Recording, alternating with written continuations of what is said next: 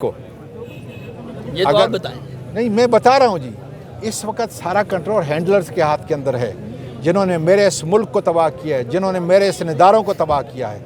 और आज वकला पुरज़ोर एहतजाज कर रहे हैं, अपनी सॉलिडेरिटी इस दस्तूर शारा पे जो है बता रहे हैं, उनको पैगाम दे रहे हैं कि देखें, पाकिस्तान के मुहिब वतन बने, आपने हलफ लिया हुआ है और हलफ का तकाजा ये है कि कानून के मुताबिक 90 दिन के अंदर इलेक्शन कराकर आवाम को उनका हक दें, इन चोरों और डाकुओं से हुकूमत वापस लें। आखिरी सवाल है, ये बता दीजिए, अगर आज फैसला वो नहीं आता जिसकी उम्मीद की जा रही है तो क्या होगा? क्या ये एहतजाज धरने की सूरत अख्तियार कर लेगा? क्या सर फैसला तो आ चुका, अब तो सिर्फ उसकी एग्जीक्यूशन बाकी है।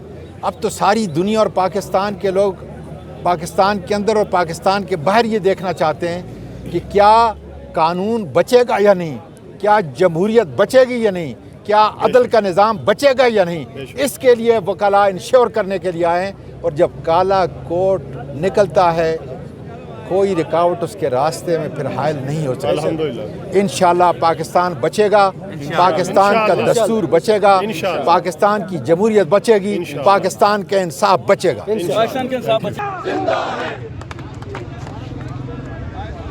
जिंदा है मुगला, जिंदा है मेरे देश के मुगला, जिंदा है मुगला, जिंदा है मेरे देश के मुगला, जिंदा है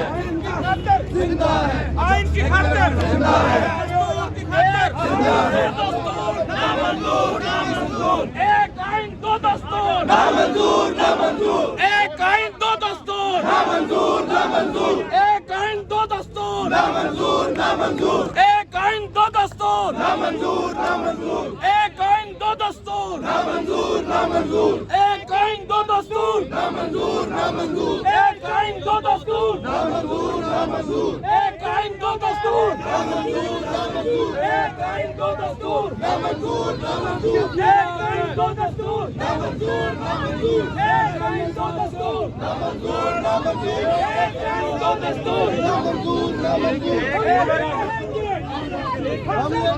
एक मुल्क दो दस्तूर नामंजूर। आजादी, आजादी, आजादी, आजादी, आजादी, आजादी, आजादी, आजादी, आजादी, आजादी, आजादी,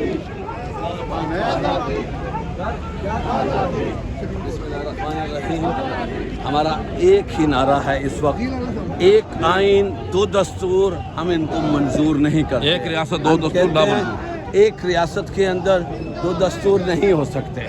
इस वक्त हम आइन की जंग लड़ रहे हैं और इंशाल्लाह ताला हम चीफ के साथ खड़े हुए हैं, क्योंकि इस वक्त पहली दफ़ा हम समझ रहे हैं कि अदलिया सही फैसला करने जा रही है।